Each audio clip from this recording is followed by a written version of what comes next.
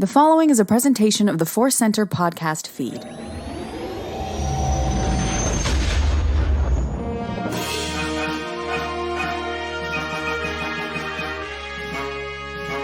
From the center of the galaxy, this is the ForceCenter podcast feed, and this episode is Cues of the F. No, it's Cues of the Force, questions of the Force. We can say full words. I'm Joseph Scrimshaw. Questions of the F could work as well on a different podcast feed, but we've got A's for your Q's here today. That's right. Welcome to the F stands for family friendly, right? Cues of the Force. As always, today's family friendly Force episode is brought to you by Audible. Get a free audiobook download and a 30-day free trial at audibletrial.com/ForceCenter. Over 180,000 titles to choose from for your iPhone, Android, Kindle, or MP3 player. We are continuing to recommend Path to Deceit by Tessa Gratton and Justina Ireland, a great High Republic adventure we'll be diving into eventually. If you want to be all caught up with us and listen to the story, you can download your free audiobook today by going to audibletrial.com/ForceCenter. Once again, that's audibletrial.com/ForceCenter for your free audiobook. Now, we recommend a Star Wars audiobook on almost every episode of ForceCenter. So I know for regular listeners, it might get to be like, we heard, we know about the audiobooks. I've been doing some of the financial back end work of ForceCenter, and just wanted to throw it out there again that, hey, this really helps us. If you're interested, if you want to try it out, it's a free audiobook, and it really, honestly, sincerely makes a difference. It can add up fast and make a big difference. So if you're at all curious and want to check out one of these audiobooks, it does help us. Ken, we do have another ask. Speaking of helping us, we'd love you to help us on YouTube. We're trying to grow over there, so we put some energy into YouTube. 2022, 2023, YouTube's been around long enough. It seems like it's going to stick around. We're having a lot of fun over there. We got some new shows coming. Figure fights. We got some ForceCenter essays, more live shows. And because of all this, we're asking you to help us get to 7,000 subscribers. That's our next kind of plateau. We're getting closer and closer. So if you want to consider helping us, head on over to YouTube. You don't even have to watch the videos. Just subscribe. Give us a thumbs up. Give us a notification bell hit. And help us grow the channel over there on YouTube. Excellent. Yes, we talked a bunch about some stuff that is coming to YouTube right before we recorded this episode. So if I sound distracted, it's because I'm thinking about future YouTube adventures. But with that, we're going to get into our questions. We got 2 from Twitter, 2 from our patrons on Patreon. As always, we go first to Twitter and Chris Lamb. Chris says, rewatching Andor, I'm struck by the theme of traditions and culture. It both celebrates it with the Eldani, Ferrix, and admonishes it with rigid Chandrilan practices and blindly receding into them for comfort escapism, like Lita or the people of Ferrix in Marva's speech. Star Wars is great at portraying complexity in both sides of the coin of a topic, but for this theme, both in and out of Star Wars, where do you see the healthy balance of using tradition to provide structure, order, and community versus where it turns into a prison or means of escape? We're not starting with a light question, Ken. We're diving right into a big idea in Star Wars. And as Chris indicates, also, kind of a thing that affects us all in real life, too, where we find the balance between old tradition and new tradition. So where do you go with this in terms of Star Wars, in terms of Andor? Well, this is hard to answer. I was like, how do I say this with any kind of elegance? How do I say this, not speaking for other folks, trying to represent myself and my own experiences in the best way possible, but also time to Star Wars. I love this in terms of Star Wars. I think this is absolutely what was at play in Andor for a lot of things. I think early on, one of the early trailers, Joseph, you pointed out, I think correctly and wonderfully about, we got on this planet Ferrix. I don't even think we knew it was Ferrix at the time. A lot of culture, a lot of, you could say, native or local culture, the Empire encroaching on that, and just kind of those themes that are at play a lot in Star Wars. And I think the show did a great job of that and showing, as Chris said, about both sides, which I hadn't thought about it, especially in terms of like the people of Ferrix, Marva's speech, which I think is definitely comfort, but where strength is drawn upon. I think it shows up a lot for me. One of the big themes in Star Wars is, everyone matters without a doubt. But when you see a lot of overlooked cultures like the Gungans and the Ewoks, the Twi'leks of Ryloth come to mind for me, of how it builds you up. It's a foundation, it's a core, it's your identity. It helps you know who you are. You can only maybe hope that people see the value in you, and maybe you have to go out and just kind of be what you are. I think look at the Ewoks and that. But it was Leia giving a cracker to Wicket that helped bridge that. Now to Boss Nass. It's all those kind of things that play. And the thing that, then the flip side, and I'll pass it back to you here. You got, I was even going to say the Jedi Order is traditional rules that, you and I have been discussing a lot about the danger of it, how it can go too far, how it can trap you. This example. And then I thought of the Lumens in Jedi Crash, the Clone Wars episode. Ewok Ka holding on too tightly to some great ideas, both about their own culture there, pacifism, all that kind of stuff. You've brought the war to us, all things that you could probably nod your head and go, yeah. But Anakin's dying and the war is coming to you. How best can you protect your people and keep going? And how that might trap you in a way, or even so that's my starting point on it. Then we can get into real life stuff too. Yeah, my starting point, I think, to get to Andor, which I think is playing with lots of great big Star Wars ideas and giving them lots of nuance and specificity and spending quality time down in the idea. We get to spend quality time on Ferric. So this idea of what are the beliefs of this culture? Why do they matter to the people? We really get to feel and experience. But I think, for a starting point, I really agree with you. I think that Star Wars asks us to continue to question our beliefs. And that, to me, is the sort of ultimate answer of Chris's question about how do you balance, the great things about tradition, structure, order, community, and where it turns into a prison or means of escape, as Chris says.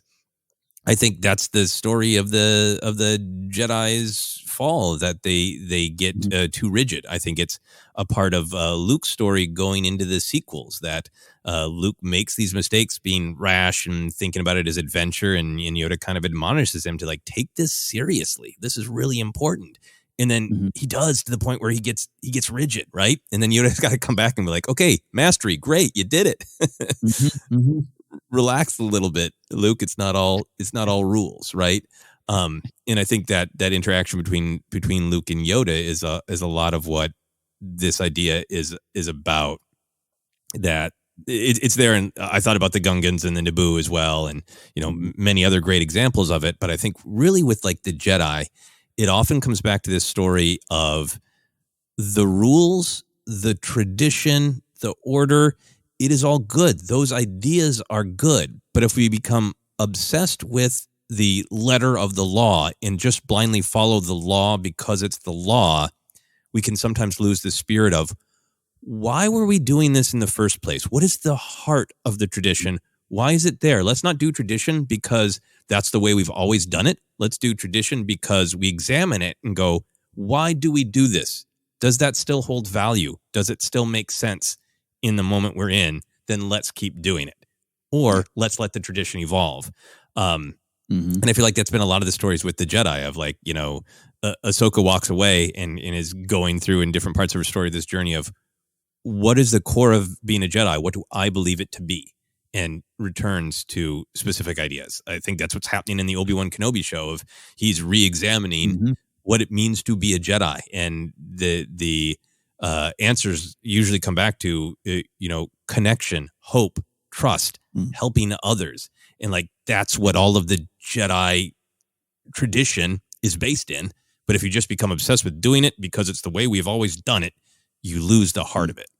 And I think that's why Star Wars is asking us to question beliefs, rules, because they can absolutely be wonderful tradition, but they can also kind of rot if we don't handle them the right way. Yeah, one of my favorite words you use in that is evolve, and the idea that, because I wrote down I put pro and con. It's like making a list of the good reasons and the bad reasons you might have or hold on to these things. And it's simple stuff. It's, pro, you got, it builds you up, buttercup, foundation, core, identity, all that stuff without a doubt. And the cons, obviously, it traps you. It's used to control you. You trap yourself. You stand behind it to keep others from you. And that's where I was focusing on this idea of, you hold on to these things, you put these walls around you, and then you don't celebrate others. You don't understand the differences. It's important to learn the needs of others. And you're talking about evolve. And I think sometimes in even real life, when you're faced with the idea of change, progress, a personal or more global evolution moving forward, you feel as though you're being asked to toss out all the things that made you, all the things that built you. And I think sometimes when you analyze it, go into your Jedi example, no, we're asking you actually to return to what is your foundation, what you are built upon, but just making sure it's in line with what you're actually doing right now. Otherwise, those traditions, we'll say even more than cultures, can absolutely be harmful towards others and towards yourself. You're not allowing yourself to grow. That's what I see a lot of with the Jedi. The Jedi led to their destruction, but I think even with Cassian himself, tied to kind of the way of Ferrix, and there's a strength there. There's a community. There's a culture that's strong there, and I don't think that goes away. In fact, I think they all really find inspiration from that. But I think he was allowed. He used that kind of what was around him to hold on to something and not evolve, not a change until Luthen shows up and changes the game and everything starts to become something more. If that makes any sense, it makes sense in my head about what Andor did himself, his journey. He grew beyond Ferrix, but he is very much of Ferrix. Yeah, no, absolutely. And I think there's a lot of different, as Chris points out, a lot of different examples of tradition in Andor. And I think for Ferrix and Marva's great speech about, I think she kind of says it plainly. She's not critiquing the traditions or the community or the positive power of them on Ferrix. She's just saying, let's extend that to the rest of the galaxy. What I see in Ferrix is that there is just such a strong sense of community. Everybody knows everybody else. Everybody seems quite clear. This is my reading of it. Things like that beautiful, funerary stone philosophy. It seems like every single human on Ferrix doesn't just say, that's what you do when somebody dies, you make them a brick. Don't question it. It seems like every single person there goes, we understand what that means. We understand what this tradition is about, that we are all part of this community. We all hold each other up, and we continue to do so even in death. We are never not a part of this community. We're always holding one another up. So like the why of the tradition is in their minds. And to me, that's when traditions stay strong, when they're examined. And I think what Marva's saying is we in many ways have it good because we know each other. We know the things that are different about each other. We know the things that bond us together. The time grappler banging out the start of our day and the end of our day. We're in unison in this beautiful way. We should take what's good about our community and extend that to the rest of the galaxy. I think it's best summed by you take that funerary stone and what it means and the big why of it, and you take it and you bash a stormtrooper in the head. Exactly. That's traditions evolving. Yeah. No, and then well said, I'm sorry. Go ahead. No. Well said on all of it. And Chris is right. It's both very simple, wonderfully complicated, both in Star Wars and our own world. So I never want to speak for anyone and their own experiences, but even some of my upbringing, I could see once you analyze, well, why did I do that? Let me actually ask myself why and what that led to. You might change some things while retaining who you are. Yeah, no, I mean, I ran into that with different adults who just wanted me to do things or believe things because that's the way it is, period, and didn't want it questioned. And then other teachers and mentors who said, let's look back at the why of things. And do we want to keep doing this? And I feel like the great other examinations of culture and tradition in Andor, like Aldhani, I think is very much coded as they're in this classic Star Wars way, they're connected to nature. They have reverence for nature. They find meaning in the world around them, where the Empire, it's all, mechanical, and it's all just a resource for them to exploit. Right. So I feel like that is that story is much more coded in that, the Empire's, absolute disrespect for the Aldhani's spiritual perspective. And then I feel like the Chandrilan one is really fascinating because we're kind of talking about what's the balance of, the positives of tradition versus when they become negative. But I think the Chandrilan thing is kind of I think it's, Mothma and Vel having been a generation that questioned those beliefs and go, hey, you know what? We went back and we looked at the why of these beliefs, and we decided that they weren't worth the utter trauma of being forced to marry someone we didn't love when we were children. So, Aaron, looking at you, Aaron. Yeah. So, like, I feel like that's a story about like Mothma. Vel clearly questioned it and didn't do it. Mothma clearly questioned it, but still went along with it and is suffering for it. So I think it's a story of they did look at the tradition and question it, and they said, maybe this is a tradition that's not helping us. Maybe this is a tradition that's hurting us. So it's frightening for Mothma and Vel to see Lita getting back into it, Yeah, which, as we discussed on the show, was it's her choice at this point. That struggle that Mothma's got going on. Yep. So we definitely talking about the Star Wars of it, the Andor of it. I think we've probably bled into talking about our real world takes on it. But do you have other thoughts on the real world balance, for yourself in your own life experience between finding, comfort and joy in tradition versus feeling sort of in rigid or destructive lockstep with it? I think it is literally looking at writing down the pros and the cons. I haven't done that in my life, but I think over the course of time, I think discussing Star Wars has changed a lot of my views, but also the power of reaffirming what built you, the certain things you hold on to, the light that might be inside you. I think that's part of this process as well.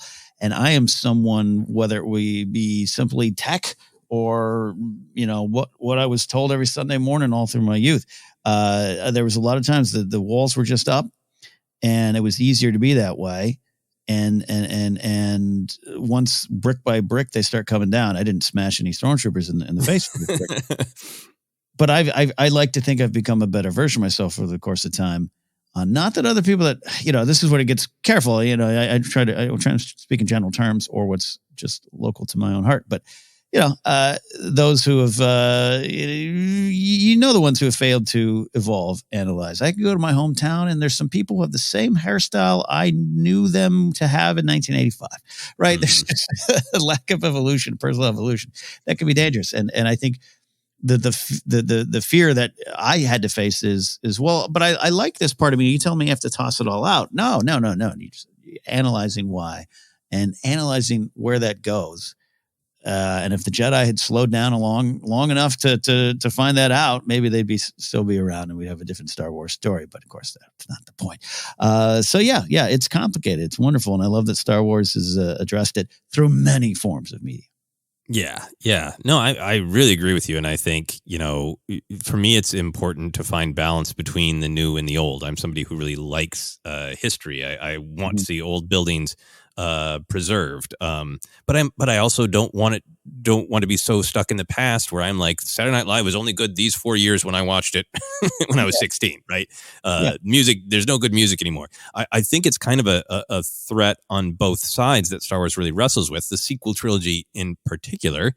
I don't think the old should strangle the new, so it can never come into being. And I think the new shouldn't just obliterate the old, right? I think we should find balance. I forgot some of the themes of this show I wrote in 2008 called An Inconvenient Squirrel, which was kind of like a family-friendly Pixar-style adventure for the stage where myself and several friends played squirrels. But a friend of mine recently produced it for teens and was like having me go over the script with them a little bit. And was like, oh, I forgot I wrote all this stuff. But like the central thing is there's the tradition in the squirrel village that you go to this one specific tree and it tells you what your name is based on whatever attribute you are, So like they might see you, Ken, and go, well, sometimes he's grumpy, so he's Grumpy Squirrel, and that's his identity forever. Yes, please. Yes. And the conflict is there's the squirrel doesn't know who they want to be yet, doesn't know what they want their name to be yet, and kind of like questions everything, and their father flips out. And it was really a play about these kinds of issues of you got to question traditions, and it's not about hating the old traditions, it's about making room for the new traditions as well, so you have a balance between the old and the new. Yeah love that. That's a great idea. Why is that not a Pixar film? Anyways, Yeah. And then just last thought, I was thinking about, my own life and like what's the same, what's different of like, things like, hey, so much time spent thinking about action figures, right? And that's a tradition I've kept for myself since I was a child, but it's evolved and changed because it's not the 80s anymore. And they still mean something to me, but they mean something different. So it is the old and the new. It's allowing traditions to evolve. Indeed. And you only get a better version of yourself down the line. We hope. That is right. All right. Well, that's our episode. Thanks, everybody. Nope, we still got 3 questions to discuss. Great in deep question. Thank you so much, Chris. We're going to move on to a next question from Wookie Riot. Wookie says, in fairness, my day-to-day is full of off-worlders revering characters I feel differently about, but the other day overheard a kiddo about 8 to 10 telling his mom headed to the exit that it was morally questionable to have just flown a mission for Hondo Ohnaka. Thoughts? The youngling made me smile as this is a common discussion of perfectly legitimate business people, but wondered your opinions on problematic characters being idolized. The varying knowledge levels of those who come to Star Wars, create new content, etc. Thanks, as always, for all you do. Some context. We know Wookie Riot, our wonderful listener, to be somebody who works at Galaxy's Edge. So I think what Wookie Riot is talking about is seeing lots of different reactions to the different characters who are present at Galaxy's Edge, and specifically talking about the Smuggler's Run Millennium Falcon ride that this kiddo was very humorously questioning of, like, was that morally right, the ride that we just did to serve Hondo Ohnaka? So great question and very funny. Ken, where do you go with the specific Hondo question and the more general question of our relationship with liking characters who are maybe not to be idolized in the real world necessarily? Oof, that we might get to some deeper spots. Grumpy Squirrel Ken might show up. But first, I want to chat with this kid. This is an amazing kid. About 8 years old, 8 to 10. Mom, no, Hondo's done bad things. He has. With the Hondo of it all, there is a bit of an arc to that character that's slowly unfolded over time. You and I always remark, going back to the early days of the Clone Wars, he's definitely a pirate. He's funny. He's a pirate. He's a bad weak way to begin with. Yes. But as his character starts to evolve, he's not just funny Uncle Hondo. I think there's maybe you focus on, and maybe what I would tell this kid, though, I think this kid's probably smarter than me, but if we sat down and had a Ronto rap there at the restaurant, talk about how, look, Hondo has honor. He's built on that. Let's maybe get the context of what led him here. How much was done out of survival? How much did he push it too far?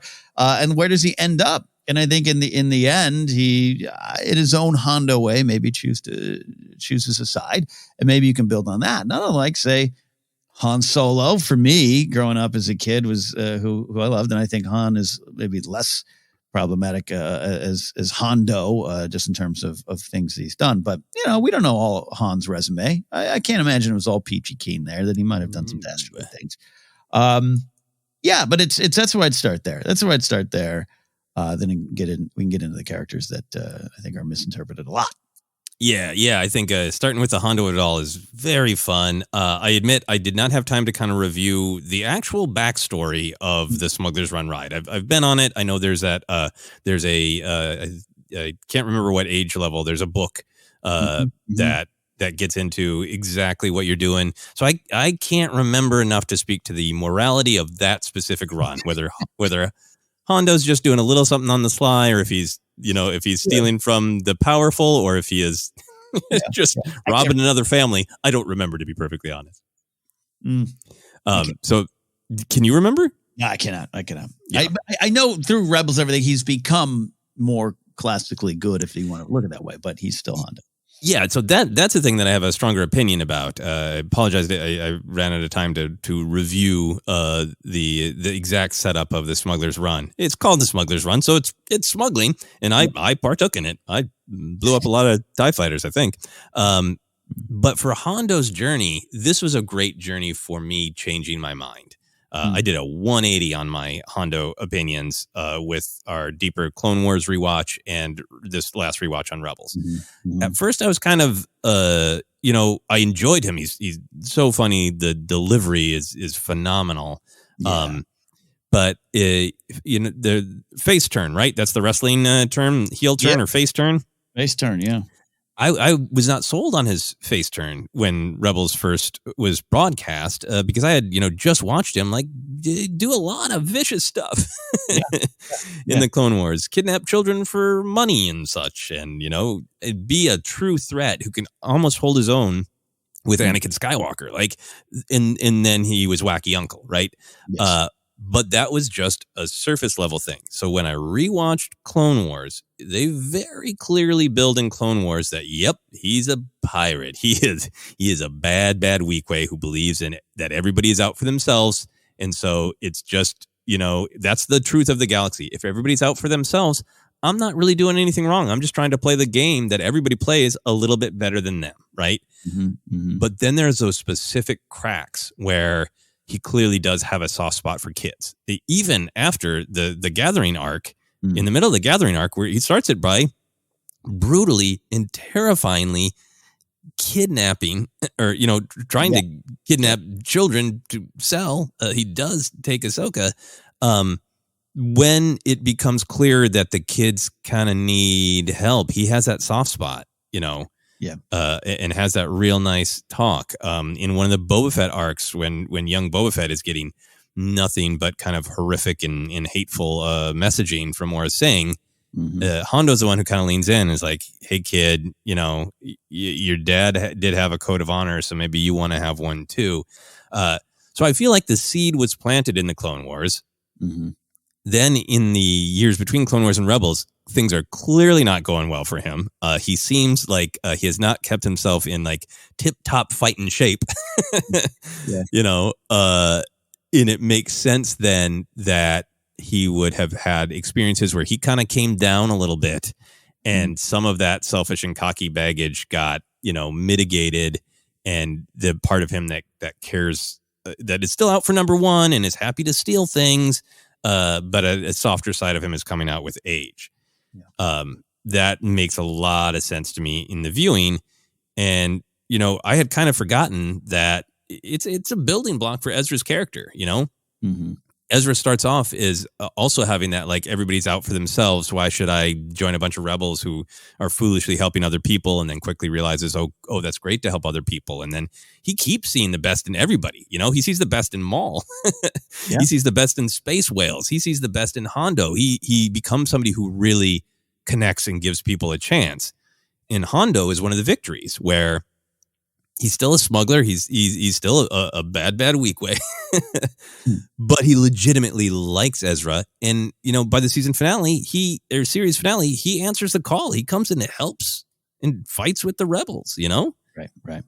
So I think his journey makes a lot more sense to me. So I think I would stand up for Hondo a little bit more than I used to. So maybe you turn around the line and tell this kid, keep watching. You didn't get the Rebels, did you?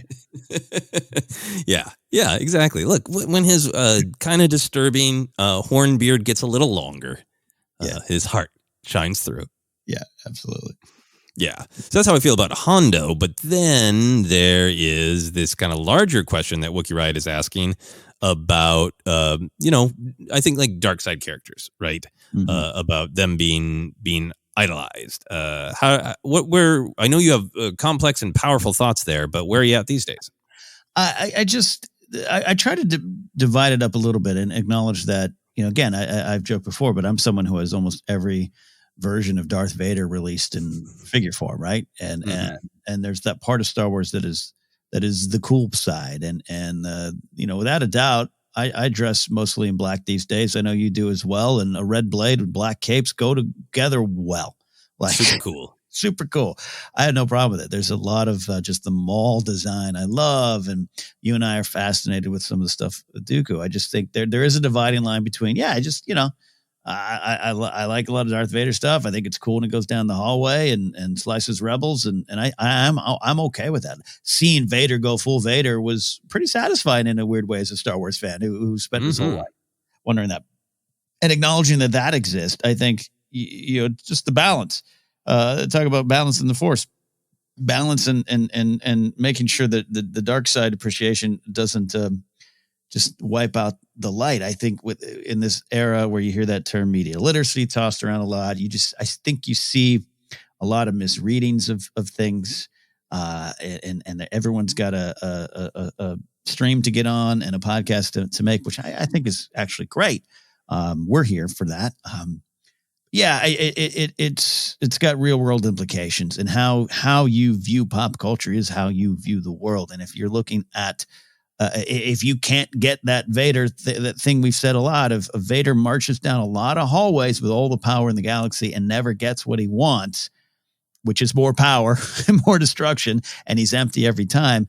I think if you miss that point and you just want to praise Vader for his power and you want to see more powerful Vader, that's your right to do so. I think I understand some of that love just on a surface video game cool level.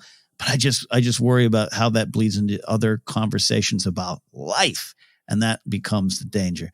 And I've had those real world arguments with friends where you can trace how you misinterpreted this particular scene. And one friend tell me, well, Game of Thrones just is an entire show teaching you that the only way to get power is through power. I think you've missed a lot. Let's go. Particularly George R.R. Martin, a Vietnam protesting Kent State era kind of student. I think you might be missing some of it, and that's where I get very serious in the real world about it. Pretty fat, But it's okay just to go. Also, it's pretty cool that Vader marches down the hallway. Yeah. No, I think I'm with you. I think I like to think about it a couple ways. I think what is satisfying to view, because I think storytelling can be a place where it's safe for us to play with dangerous ideas and even, kind of enjoy them, right? And have action figures of them and have bed sheets of them when it comes to Vader. I think that is a fine and wonderful thing. I don't think all storytelling needs to be. Here is, a PSA where people do the right thing the first time all the time. Yep. Not helpful or interesting, which is, I think, why Star Wars has a goal, as Lucas has said, and the storytelling has mostly continued in this path to offer solutions or choices when you're faced with dark things. And I think in order to make that story powerful and resonant, the dark things are sometimes really dark. Mm-hmm.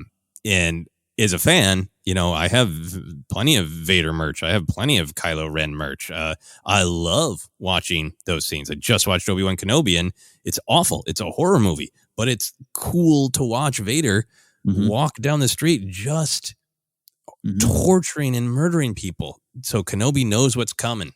He's murdering people just so Kenobi knows, hey, this ain't your boy Anakin coming. I'm Vader.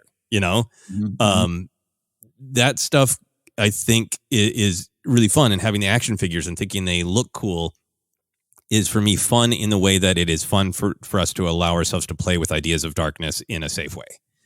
Yeah. And then there's the story. What is the story? And, what are we being asked to consider? And I think that the part of the conversation that can get muddy for me is, taking two of the big ones as example, taking Anakin and Ben. They were manipulated by bad people. They had horrific things happen to them, and they had mentors fail them, not be there for them to make it through this. And in that way, they are entirely relatable. I totally understand, and I feel bad for them. They were victimized and failed.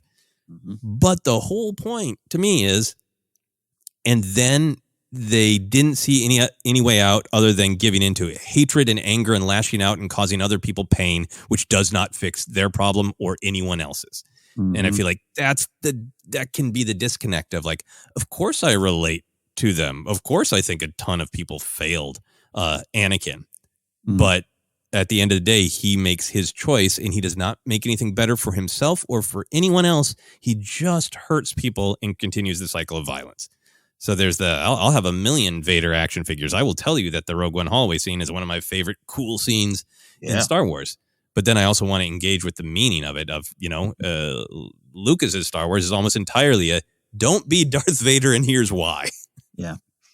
Yeah, no, I love what you're saying. And the flip side, I almost feel like I need to be fair. It's easy to point at those who are who idolize Vader a little too much. But also, I want in my stories, even in the high fantasy space opera stuff, I want my villains to be able to be villains, so that the lessons can be there, that the story points can be there. There was a lot of discussion around some of the stuff Kylo said to Rey, particularly in Rise of Skywalker, that is bad. And there was a lot of people like, just how could this make it into the movie? Well, because it look at the context and look at who's saying it, look at why he's saying it, look what he's trying to get out of it. And I enjoy that as much as the other stuff. You know what I mean? It's a well-rounded kind of a Star Wars story for me. And so I defend that side of it too. I defend the villains being the villains, but I think it's if you can't pull that apart and you're over there fist pumping going, yeah, Kylo's right. Yeah, I don't know, then maybe get it. Yeah. It can get to be a really complicated question. And, in particular Star Wars, there's something about Vader in particular where I think everybody gets who he is. Mm-hmm.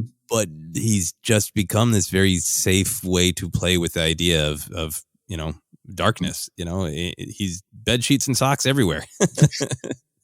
Lots of Vader. And I know that's just a larger conversation going on social media where we want villains to be able to say awful things so we can play with awful ideas, and that doesn't mean that the story is advocating for them. Kylo is saying awful things to Rey about what she should believe, and I think the story makes it pretty clear that's not what the story believes. It's what Kylo's saying. Yeah, and you, as a creator and a writer, you always want to make sure you're asking yourself, "Am I saying this the best way possible?" Right. There's ways to approach it, and there's bad ways to do it. I want to make sure I say that, but yeah, I'm with you on that. Yeah. But I am going to Disneyland soon, so I'm going to review Hondo Ohnaka's story, and I'm going to decide if I feel morally comfortable going on Smuggler's Run again. I think you should put out an open call to this kid. We'll track down this kid, and he can meet you at the canteen over a Ronto wrap, and you can find her Hondo. I'm so excited now to review the story behind this ride and see how I feel about the morality of Smuggler's Run. Yeah. Any final thoughts before we take a break? Wonderfully complicated. I wouldn't want it any other way. Exactly. All right, we're going to take a quick break, and we'll be back in a moment.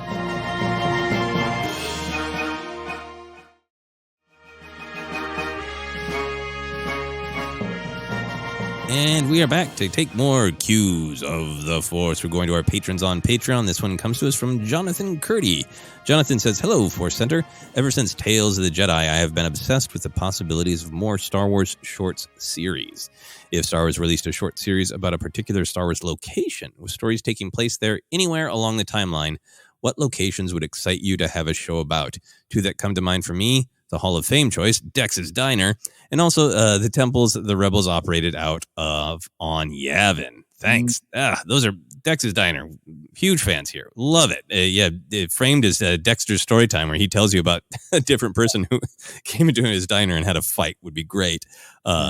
But also, I just want to ask you, Ken, first about this idea of the temples on Yavin. So if you had a short series, I'm sure you could visit the time the Rebels were there, but go back in time. Those are ancient, right? The ancient Masasi Temple, and see a little bit more of their history. Would you be into that? Absolutely. The Dr. Aphra comic series, one of the runs touched on a little bit. It kind of starts out there post Battle of Yavin, but goes into a little bit of the history, but it's still a lot unknown, at least as far as I can remember. So yeah, that'd be great. And yeah, halfway through this question, Jonathan, I yelled out to myself, Dex's Diner. Oh, he got it. Okay.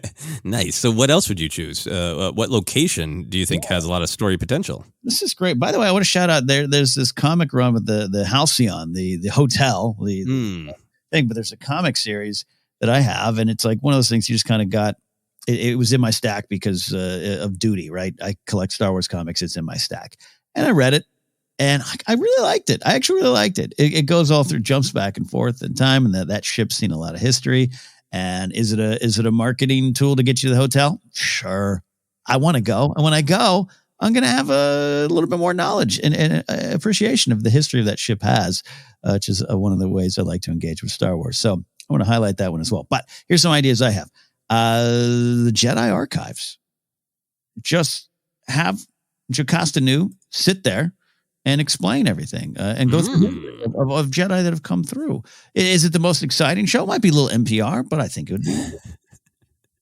I would love that. I love the character of Jocasta Nu. So, like, man, if she was just the host and it was younglings, but if we also traveled back to like the first time young Jocasta Nu walked into the library.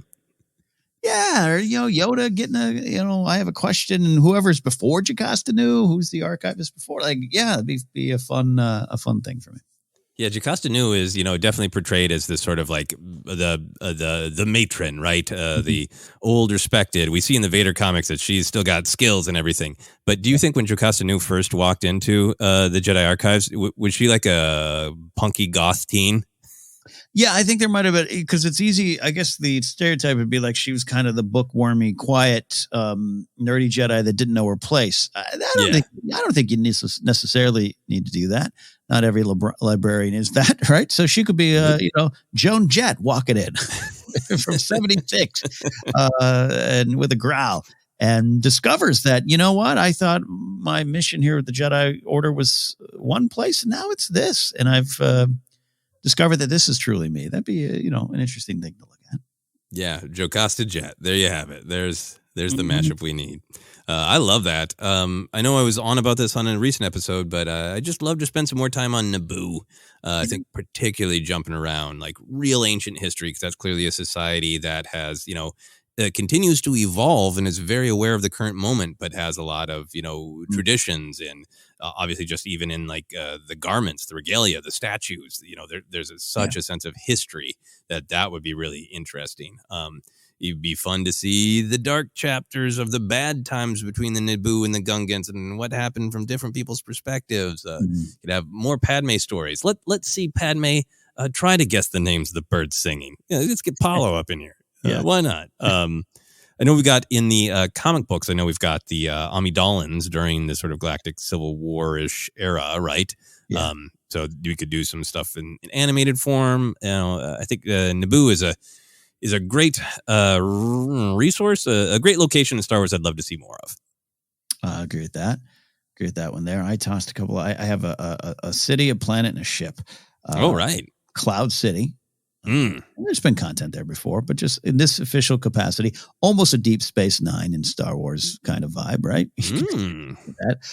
They have touched upon it in comics and touched upon it in wonderful ways. Mustafar's and just infinitely intriguing place for me.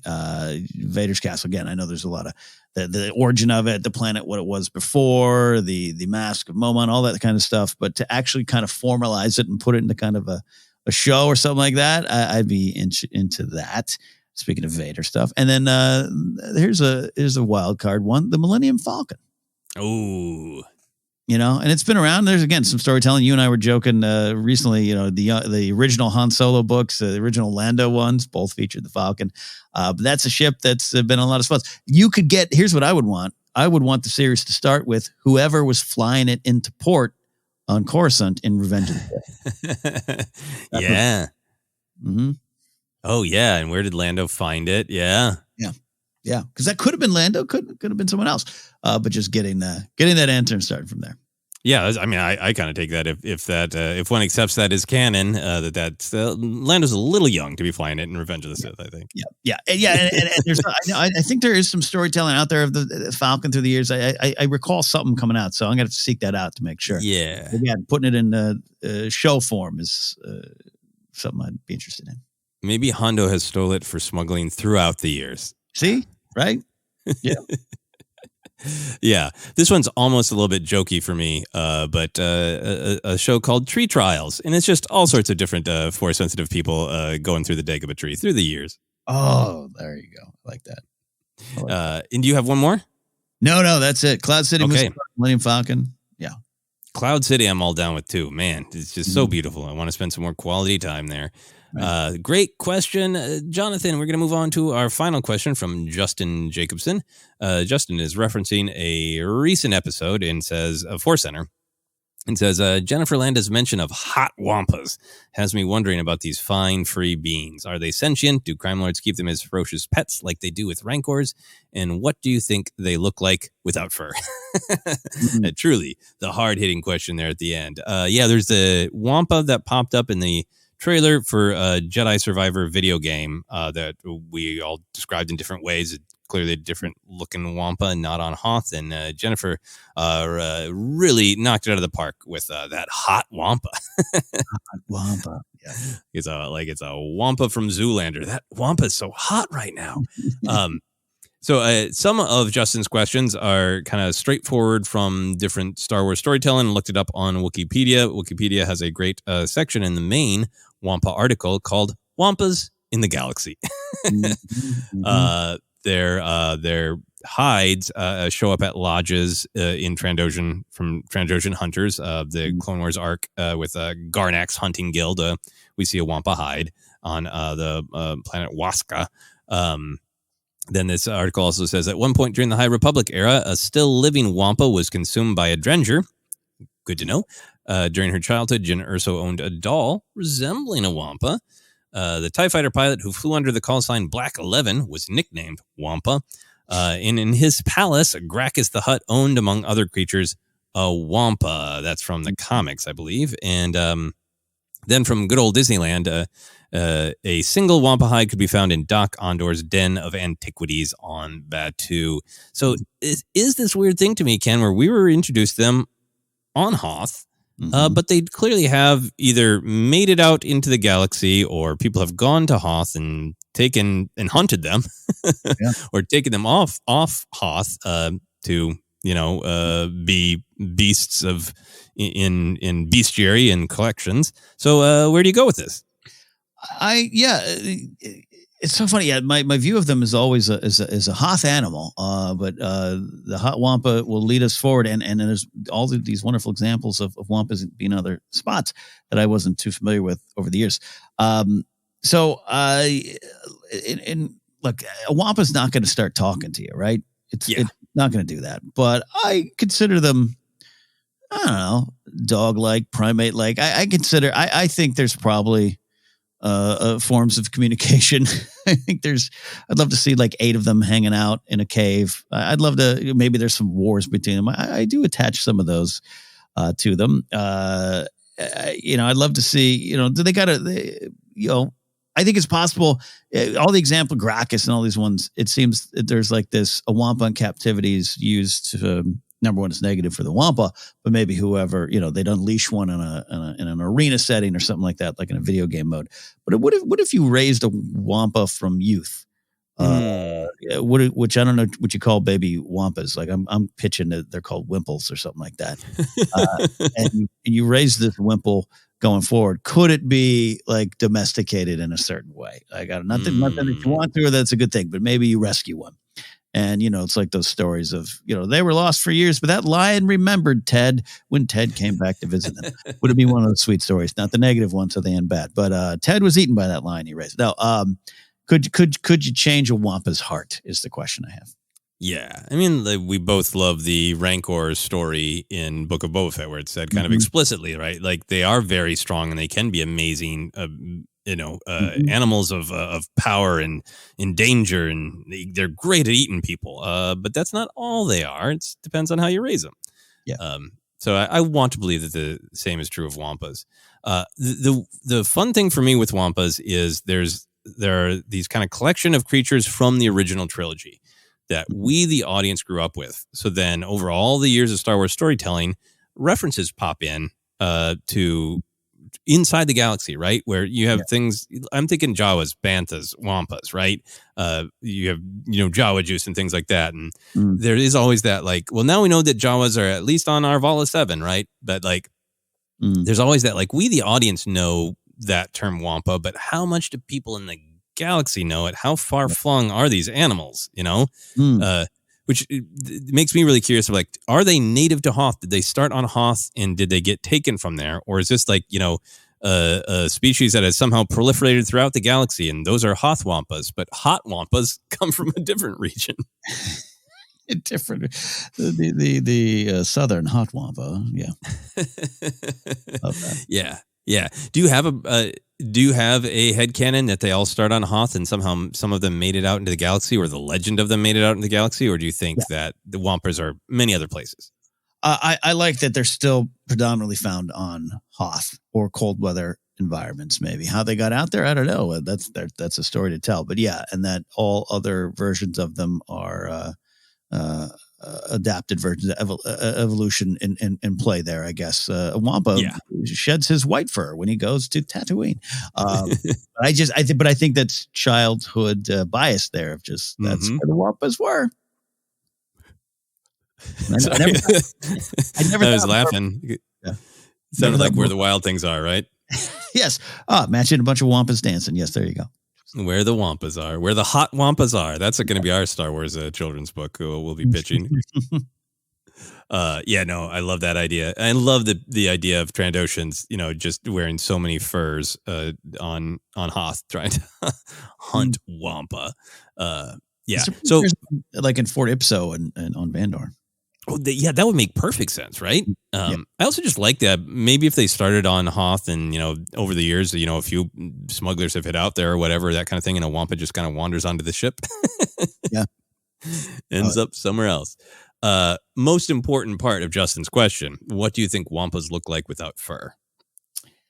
I think having a Chihuahua that has half fur and then her underside, her stomach, and she has no fur. It's the weirdest. It's just funny. Like really, truly no fur. I think Wampas are like little pink dogs. Yep. I'm with you. You see those pictures sometimes of the furless cats. Yep. I think they look cute, but wrinkled and menacing all at the same time. Yeah. And the effect of, it's like when I shave for the first time in years, people are like, whoa, like that's the feeling you get when you see a hairless Wampa. Absolutely. You look so much younger. I hope Cal Kestis yells that at Hot Wampa. You look so much younger. We will find out. I'm sorry, what was that? Did you dye your beard? It used to be white. Oh, I hope it is a midlife crisis Wampa, that's what's going on. Yeah. That is great. Well, that is our Wampa question. That is all of our questions. We're going to move on to our Power of the Light side. This is a segment where we ask patrons for something positive about their journey in Star Wars. And we've got a couple of great entries that have come in the last couple of weeks, so we'll keep getting to them. Ken, this is an epic entry. We always encourage people when they're asking a question to, or answering any sort of prompt to give us context. We like context. We want to understand where people are coming from, what their perspective is. I don't know that we can do entries this long all the time because this is truly epic. It was sent in to us by Brian Babcock, and Brian acknowledged, hey, I just really wanted to share, and I went long. And Brian offered a too long, didn't read version, but he had broken it up in 3 parts. So I figured, like, hey, you know what? Why not? Let's just share the whole thing. It'll be a great test of endurance for both of us. So, Ken, I'm going to read the first part, and then I will pass it off to you for part 2. Sounds great. Are you buckled up and ready? I took a sip of water, and I'm ready to go. All right. Brian says, hello, Joseph and Ken. I want to start by apologizing for the essay. I tried to keep it short, but I just couldn't stop writing. I put a TLDR at the bottom if you don't want to read out the whole thing, which I totally understand. Well, we're gonna. Brian also says, one of my last cues of the Force, Joseph mentioned that he was always curious about the experiences of those who grew up with the prequels and how the movies were perceived. So I thought I'd take this opportunity to give you my experience as a lifelong Star Wars fan. Part 1, The Force Awakened. I've mentioned it in a previous entry, but for the sake of recap, I was born in 1986, so the original trilogy was already wrapped by the time I was born. My dad showed me the films when I was 3 or 4, so I have no recollection of seeing them for the first time. I remember always loving them, but where my memory gets blurry is at some point I had basically forgotten about them, likely because Jurassic Park started to consume my life in 1993. However, Christmas Day, 1994, my entire family was over doing the usual Christmas traditions. Me being the youngest in the family at the time by a fair amount often had me feeling left out of conversation, so I'd often slink off to my room to play with my toys or Sega Genesis and so on. On this particular day, I felt like watching a movie. Opening the drawer to peruse the VHS collection, I saw the original Star Wars VHS set, now with hi-fi, and thought, wow, it's been a long time since I've watched these. And I put A New Hope on. I was almost instantaneously sucked back into the world of Star Wars and did not take my eyes off the screen. One might say the Force had been awakened in me. After A New Hope finished, I immediately put Empire Strikes Back on, completely forgetting about reality or the concept of time. Once Empire Strikes Back was finished, I started Return of the Jedi. About 15 minutes into it, my grandpa walked into my room and said, "Geez, we were starting to think you had ran away." Everybody's getting ready to leave. I ran downstairs, said my thank yous and goodbyes, then back up to finish Return of the Jedi. As fate would have it, a few months later in 1995, I'd be walking through the Sears toy aisle with my mom, and out of the corner of my eye, I'd see this orange streak that looks an awful lot like a picture of a lightsaber blade. I turn, and there I am facing a wall of new and shockingly buff Star Wars figures. Luke, Han, Obi-Wan, Chewie, R2 and 3PO, a stormtrooper, Chewie again. Started jumping up and down on the spot. I just couldn't believe it. My mom calmed me down and said she would treat me to 2. I got Han in a stormtrooper to do battle against. That's part 1. I'm passing it off to you, Ken, for part 2. Han and Storm, that's a great plan with your toys. Part 2, writes Brian, search your feelings. Fast forward to 1997, something I never thought I'd have happen. The opportunity to see Star Wars films in the theater. Not only that, with new footage. I saw each film multiple times at the theater and was in total awe each time. I love seeing all the new footage, and I thought it was such a unique experience to see movies I've seen countless times in an entirely new way. I had no idea around the time episode was nearing release that people generally hated the changes in the special editions. Now that I'm older, I could do without some of the changes, but overall, I still accept it as my versions of the original trilogy. I know both of you have stated that you were often bullied for your love of nerdy stuff. I too was picked on and mocked, but never actually punched or assaulted because of it. Mainly just open ridicule. It was not yet cool to openly love geek culture. I recall someone in my class telling me it was pathetic that I still played with toys when I was 11. The day before the last day of grade 7, I offered to bring in Star Wars for the class to watch on the last day of school. The next day, I brought a movie in to watch. Another kid stood up saying they brought in Men in Black for everyone to watch. When asked who wanted to watch Star Wars, I was the only one to put up my hand. Well, I love Men in Black as well. I was pretty hurt, and I'm reminded of that moment anytime I see Men in Black. I love that movie too, but yeah, I did that. That was the first moment where I truly felt like an outlier, that I was the only one left my age that still truly loves Star Wars. At that point, I started keeping it to myself. I think the lead up to episode 1 was the same for all of us. Throw a stone and you're bound to hit something Star Wars.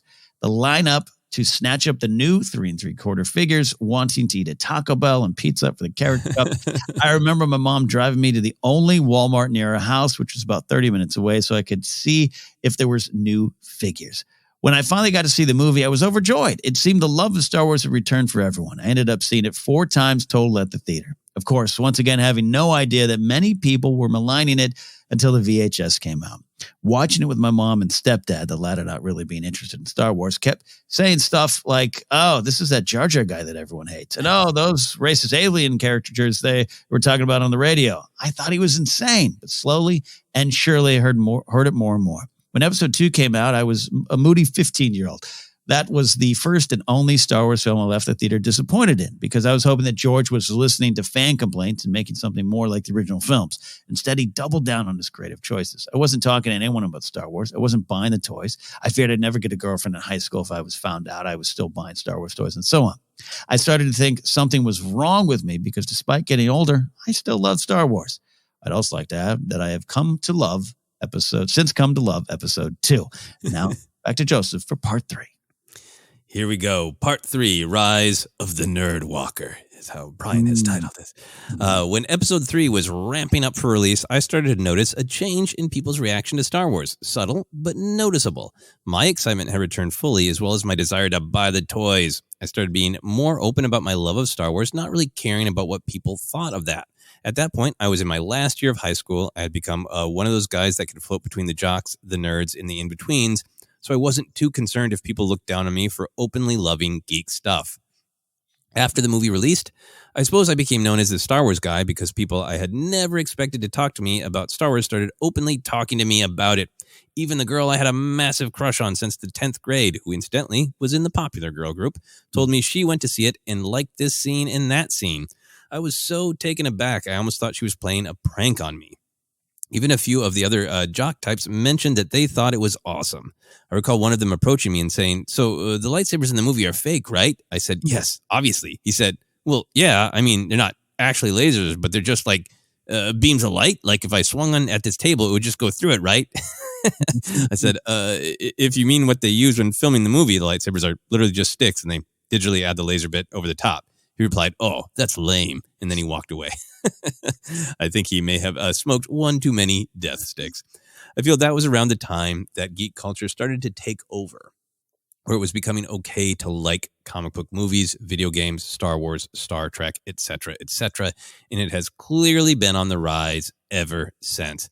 I know I have since embraced it on an almost unhealthy level. I have a Star Wars tattoo. I put all my old figures out on display, though I've since had to put most away to make room for my 47 in counting hot toys, 39 of which are Star Wars. I know, I have a problem. If you read this entire thing, I thank you and appreciate you. I love you guys and all you do for Star Wars fans. May the Force be with you. May the Force be with you, and thank you for sharing that epic adventure. Ken, one of the things that I love about this, besides all of just the individual interesting pictures and stories, is that our relationship with Star Wars, like most things in life, isn't necessarily a straight line, right? It doesn't go from I hated it to I loved it, right? It's complex, it's interwoven with our lives and what's going on in larger culture. So it's great to hear this story of all of the ups and downs and when it found Brian. Yeah, and I talk about the shared but unique journey we all have, and a lot of it runs parallel, but just different decades, right, or time, or I think Brian's about 10 years younger than me, right? So it's like I experienced all the stuff he did, and it's comfort. There's comfort in that, retroactive comfort, right? Now that I know, I was alone on that playground in Margaret Hollow Elementary School in Rio Grande, California, but there was many others like me, and we were all battling through the same thing. And knowing that once Star Wars is in your heart, it is a lifelong journey that has some twists and turns. Yeah, and it's just always great to hear the different ideas of people find it at different ages. I do love that, and the way it interacts with us, not just because of the age, but the idiosyncratic of when did I first sit down and watch those, and was it on VHS? Was it It's going to be increasingly I was making too much noise and I was given an iPad and said be quiet and watch The Phantom Menace, and that's how I first encountered Star Wars. That stuff's going to come up, but so it's great to hear what's different, and then it's so great to hear like what's the same, because as we were reading, like I had this instinct to be like, well, I want to tell Brian about what I thought of the Attack of the Clones action figures. Yeah. Because even though we went through it at different times, different ages, some of it is the shared journey that you're talking about. That's so great to celebrate. Yeah. A lot there. This is an epic story. I mean, any comments almost don't do it justice, Brian. And I'm sure a lot of people out there listening are nodding their head, going, yep, get that, been there, done that, in the most warm, wonderful, comforting way.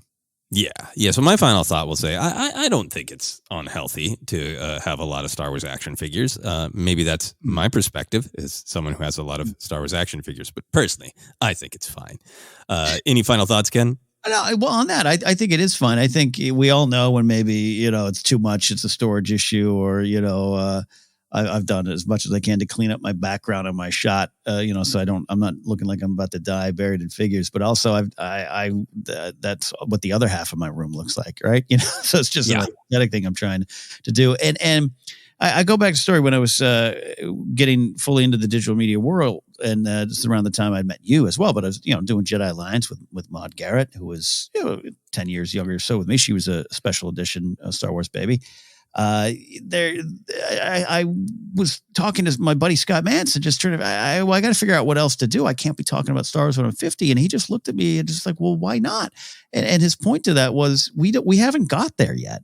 We don't know what that looks like. We're in a new time, a new era where the Star Wars is not just, I'm a big G.I. Joe fan, Transformers fan, and there's been some wonderful things done with those properties, but those were designed to be toys, designed to be a little bit different than Star Wars and what George intended. And Star Wars, Star Trek, or Lord of the Rings, those big things, they hit our generations in such a way that going forward and collecting them is truly just, it's representative of who we are. And yes, can you have too much? Yes, I stopped buying Funko Pops, not because I don't love them, because I knew I needed to stop. I also needed to get food. Like that's what it's too much. But it's and trust me, there's still, Joseph, you run into too. There's still sometimes the people looking down on you with stuff, and I try to understand their perspectives on it too. But we are in a new wonderful era going forward where it is not just simply nerd stuff. It is just the stuff that truly built us. And I love celebrating that time and time again. It means a lot when you get that Leia figure, or I'm looking at a Lego Wampa I have, right? Like I'm looking at my desk right now. It just represents what we learned and who we are. So, yeah. Yeah, no, I think as long as you are square with yourself about what you're doing and why. I've had some times where I took breaks from collecting because it was financial, or because, maybe it was a window where like I was using the collecting to not think about other things that I needed to address. So I pushed pause, and, came back to it, and maybe I'll do that again. I think it's all about the personal. And yeah, I think it's great to think about, we all can take things that we love when we're young, to bring it back to our first conversation about traditions and evolving. We can all take things that we love when we're young, and our relationship with them can evolve. Final thing I'll say, I had a nice conversation with my dad this weekend, phone call about some of this stuff about generational change. And because he was telling me about, like, I talked to this other guy who's got a Star Wars truck. It's everywhere. Like, yeah. Yep. And he was like, but when I think about it, he's like, when I was a kid, I like Westerns, and I got my first car when I was real young, and I had car magazines and dreamed about cars. And, he's like, and I like this kind of music. He's like, and I still like all that stuff. So there's nothing wrong with it. Yeah. Yeah. Really great perspective. Yeah, I could go more into it. It's just fascinating to study. I was watching part of that Moon Age Daydream David Bowie art documentary. It's more of an art piece and documentary. Just a great quote of him, like, in our times, this is early 70s Bowie, like, my father got a job and went home to his family because that's all he thought to want. That's all that generation wanted. This generation now is searching for a place. It's searching for identity. It's searching for who they are. So our needs and our wants and our desires are a little bit different, and it's moving forward. And I think that's when a lot of this kind of pop culture stuff came in and spoke to a lot of people. Absolutely. Well said. We could clearly go on, but this is a very fun episode of Cues of Force. Everything from hot wampas to the importance of questioning traditions and evolution. That's all Star Wars. Thank you, everyone, for your great questions. And thank you, Brian, for the wonderful Power of the Light Side submission. Ken, where can people find us? Hey, if you want to connect with us, share your own stories, all that good stuff, you can reach out on a lot of different spots, like Twitter. ForceCenter Pod is where you can find us there. On Hive Social at ForceCenter. Facebook page is ForceCenter Podcast. We're on Instagram. And as we mentioned previously, YouTube as well. New shows coming there soon. Figure fights and a lot more. Podcasts available in a lot of different spots. Just search. You'll find us. Merch available at tpublic.com/user/ForceCenter. Get a Star Wars shirt and tell the world you like Star Wars. Patreon.com/ForceCenter is where you can support us directly. Support me if you want at Ken Napzok, KenNapzok.com. You can link to my Patreon page, new shows like my podcast of Blathering, Pop Rock and Radio, and a whole lot of other things. Joseph, where can they find you? Yeah, you can find me on all the social media. I'm still on Twitter. Love to grow on Instagram. I'm on Hive. I'm on Mastodon. I'm on TikTok. You can find me all those places by searching for Joseph Scrimshaw. And you can find me on YouTube searching for Joseph Scrimshaw as well. But for now, for myself, for Ken, for the ambiguous morality of Hondo Ohnaka, this has been Cues of the Force.